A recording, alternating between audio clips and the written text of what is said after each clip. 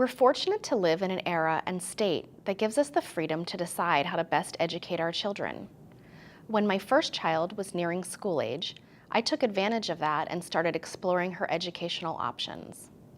My daughter was always an eager learner, and we knew she would be 4 days too young to enroll in kindergarten at 5 years old.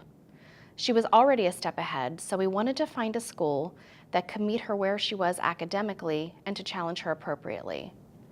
My situation is not unusual. Parents and students across Pennsylvania find themselves facing similar circumstances and more: bullying, an unchallenging curriculum, a dangerous walk to school, needing more support than the school can provide, or sometimes the overall fit just isn't right. It's important to know that as parents, we can do something about it. As we celebrate National School Choice Week, and Pennsylvania celebrates 20 years of the law that established charter schools, I'd like to underscore for parents and students that they have educational options beyond just their districts of residence. School choice gives parents access to the best educational options for their children from kindergarten through graduation, and that includes the whole spectrum: public brick and mortar schools, public online schools, public charter schools, private schools, and even homeschooling.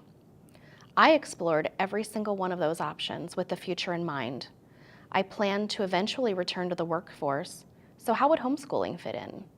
Would my daughter be placed in advanced classes or grades with older kids in a public or private school, even though I wanted her to interact with peers at her same emotional age? In the end, I chose an online public school for her and her sister, who followed 2 years later. The structure allows my older daughter the freedom to advance academically while maintaining age-appropriate classmates. And it gives my shy younger daughter the ability to interact and advocate for herself in a way and time frame that are comfortable for her. What works for my children might not be right for yours, and what works for my children this year might not be what works for them next year.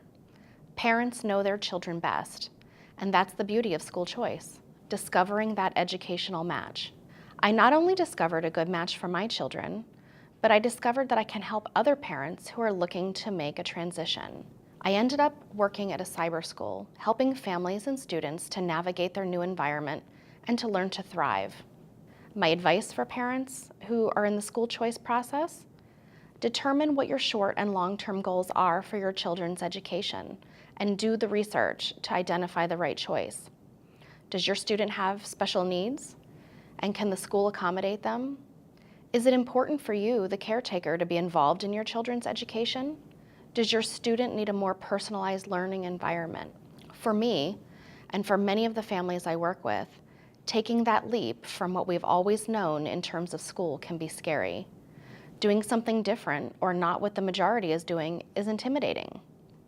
To provide comfort during the research process, I always encourage parents to speak with other families in the community about options they've pursued.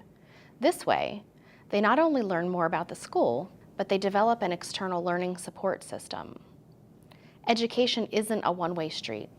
As parents, we can choose the direction our children should be going, but it starts with finding the best route and not taking too long to get to your destination. When I'm working with families, the consistent feedback I hear from parents, especially those who spent years contemplating the move, is, "Man, we wish we would have done this sooner."